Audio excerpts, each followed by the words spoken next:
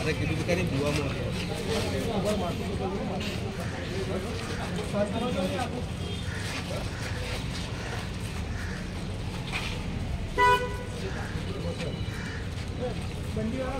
ओ भाई yellow T shirt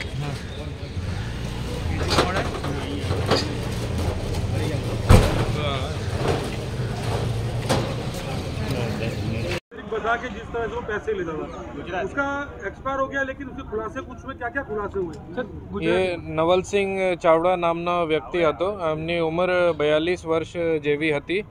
એની અટક 3 તારીખને રાત્રે 1 વાગે આસપાસ કરેલી હતી. આમાં 7 દિવસની રિમાન્ડ ઉપર હતા. 10 તારીખ સુધી તપાસમાં એમનો 12 જેટલા મર્ડરની કબૂલિયાત કરેલી છે. આમાં વિભિન્ન જેમ કે 3 ગુના જો છે આ રાજકોટમાં છે, 3 સુરેન્દ્રનગરમાં, 1 આપણા અસલાલીમાં છે, એમને ફેટલ દાખલ થયેલ છે, 1 એન્જારમાં, બીજા 3 પરિવારવાળા જણા હતા. સોડિયમ નાઇટ્રેટ જેવું કેમિકલનો ઉપયોગ કરે છે. સોડિયમ નાઇટ્રેટને પાણીમાં કે શરાબમાં ગોલી જાય અને એમનો જો વિક્ટિમ છે એનો પીવડાવી દે. વિક્ટિમ 15 से 20 મિનિટમાં બેફાન થઈ જાય અને હાર્ટ એટેકનું પીએમમાં આવી જશે. અત્યાર સુધીમાં કેટલા રૂપિયા એને લીધા હશે કે કબૂલાત કરે છે? કેમ કે 12 લોકોના મોત છે, એપ્રોક્સિમેટલી કેટલા રૂપિયા એના રીતે બનાવ્યા હતા એ બધું તપાસમાં? આ બધું તપાસનો વિષય છે. અત્યારે તપાસ ચાલુ છે. સર, પરિવારજનોની પણ હત્યા કરી હતી, તો એ કારણ શું હતું? એક બોલો. સર, સોડિયમ નાઇટ્રેટ ક્યાંથી લાવતો હતો, કેવી રીતે મેળવતો, અને સોડિયમ નાઇટ્રેટની હત્યા થાય તે કેવી રીતે જાણતો? તેનો એજ્યુકેશન બેકગ્રાઉન્ડ શું?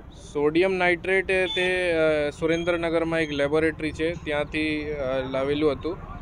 20 રૂપિયાની 100 ગ્રામ જેટલું હતું અને યા લોન્ડ્રી જેવું કામોમાં યુઝ કરે છે, ડ્રાય ક્લિનિંગમાં યુઝ કરેલ છે. અને એની જાણ એને કોઈ બીજા બુઆજી ને કરેલી હતી એવી જાણ મળેલ છે. સર, પરિવારજનોની હત્યા કેમ કરી એ કોઈ સામે આવ્યું છે? સોરી, પરિવારજનોને 3 હતા એમની હત્યા કરી હતી, એમની તપાસમાં શું ખુલ્યું છે? શા માટે હત્યા કરી હતી?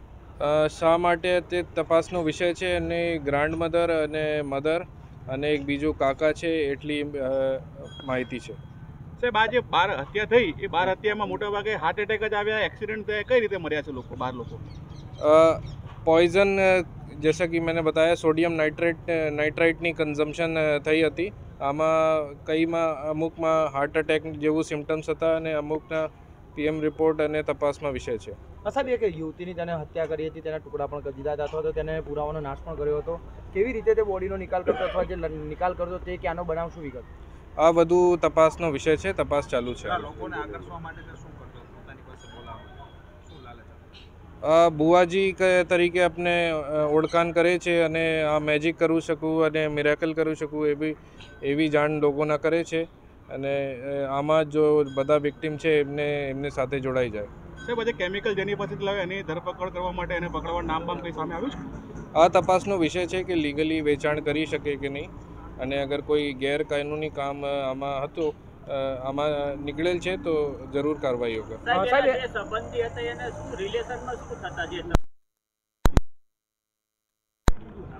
સર, જે પોતાનો એને આશ્રમ બનાવ્યો તો આશ્રમ કઈ જગ્યાએ બનાવ્યો તો આશ્રમમાં લોકોનો સંપર્ક કેવી રીતે કરતો, ત્યાં લોકો કેવી રીતે ભેગા થતા?